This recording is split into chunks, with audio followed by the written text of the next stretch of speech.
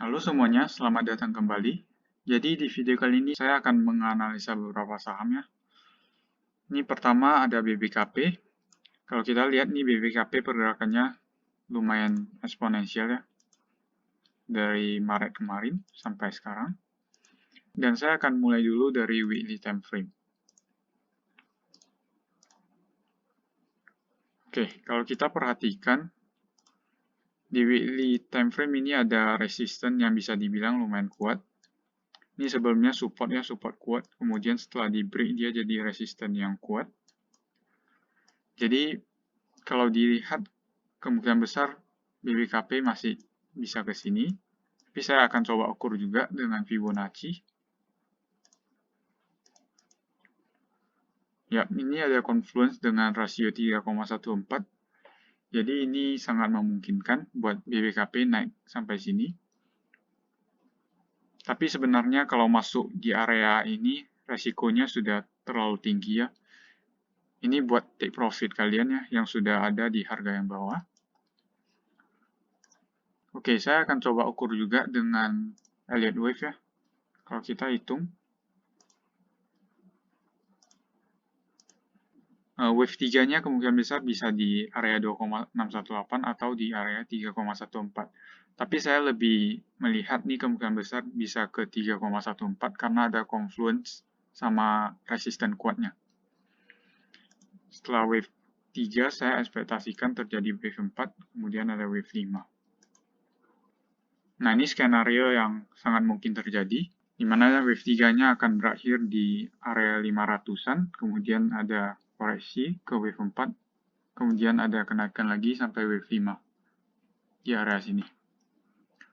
Nah, tapi kita harus perhatikan dulu setelah wave 4-nya terjadi, apakah dia memungkinkan untuk terjadi wave 5 yang sampai ke atas ini, atau wave 5-nya hanya setinggi wave 3-nya.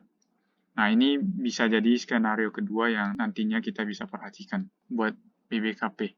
Untuk saat ini saya lebih melihat skenario pertama kemungkinan terjadinya lebih besar ya.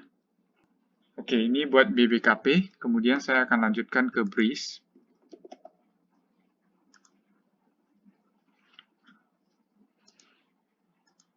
Oke, untuk Breeze ini pergerakannya juga sangat eksponensial kalau kita perhatikan.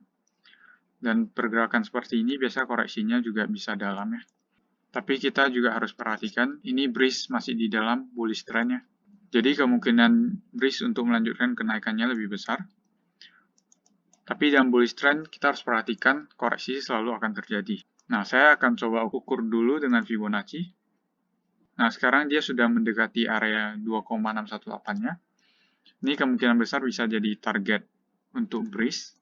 Tapi tidak menutup kemungkinan rasio yang ada di sini bisa membuat Breeze turun.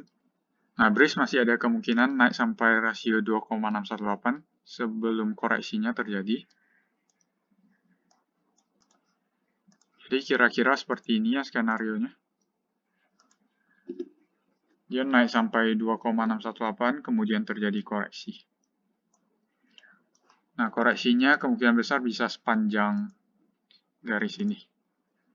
Jadi kalau kita ukur, ya bisa sampai area sini.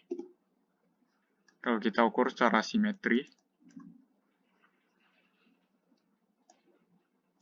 saya akan coba menggunakan projection juga buat menghitung apakah ada confluence. Ternyata ada confluence di rasio ininya ya, rasio 2,414. Jadi ini juga bisa jadi area yang patut kita pertimbangkan. Ini skenario keduanya ya, dia bisa sampai 1,272, kemudian dia lanjut penurunannya. Nah, ini buat Breeze ya, skenario buat Breeze. Kemudian saya akan lanjutkan ke Antam. Oke, saya akan mulai dari time frame weekly dulu. Yap, kalau kita perhatikan di sini ada resisten yang lumayan kuat di time frame weekly. Jadi kita masih berpeluang naik sampai sini.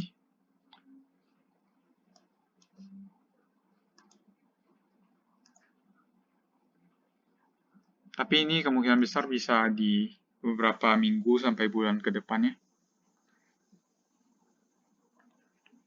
Nah, ini juga ada confluence dengan Fibonacci 2,272. Nah, kalau untuk saat ini saya sudah tidak merekomendasikan buat masuk ya, karena ini sudah terlalu tinggi, pergerakannya sudah terlalu eksponensial. Jadi setidaknya kita harus menunggu koreksi dulu, mungkin ke Fibonacci 0,382 atau 0,236. Nah, ini bisa jadi area yang kita pertimbangkan. Kalau saya lihat bisa ambil sekitar 30% ya, tapi ini makan waktu yang lumayan lama. Tapi biasanya ketika pergerakan yang sudah eksponensial begini, dia jarang turun sampai 0,382 ya. Dia kemungkinan besar hanya turun sampai 0,236. Jadi ini bisa jadi trade opportunity, ada peluang 30%, 2,34 banding 1 ya, untuk reward to risk ratio-nya. Oke, sekarang saya akan lanjutkan ke saham terakhir, Telkom.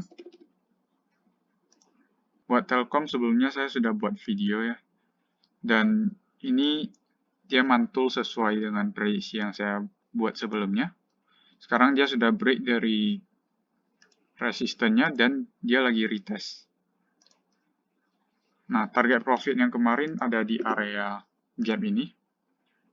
Dan ini sudah sangat mendekati ya, area gap ini. Kemungkinan besar kita bisa capai gap ini dalam beberapa hari mendatang. Nah, tapi untuk target profit yang idealnya ada di golden ratio-nya 1,618 di area sini.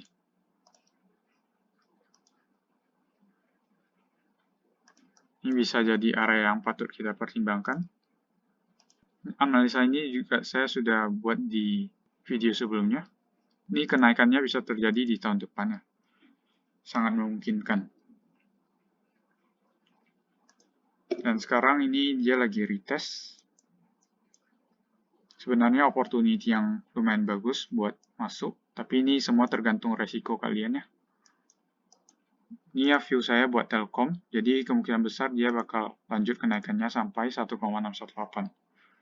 Kalau mau masuk, bisa risk-nya di 10% ini saja, kemudian target profit-nya di area 4.000-an. Jadi ini ada 1,68 banding 1 reward to risk ratio-nya. Yap, saya kira begitu saja untuk video kali ini. Terima kasih sudah menonton, sampai jumpa di video berikutnya.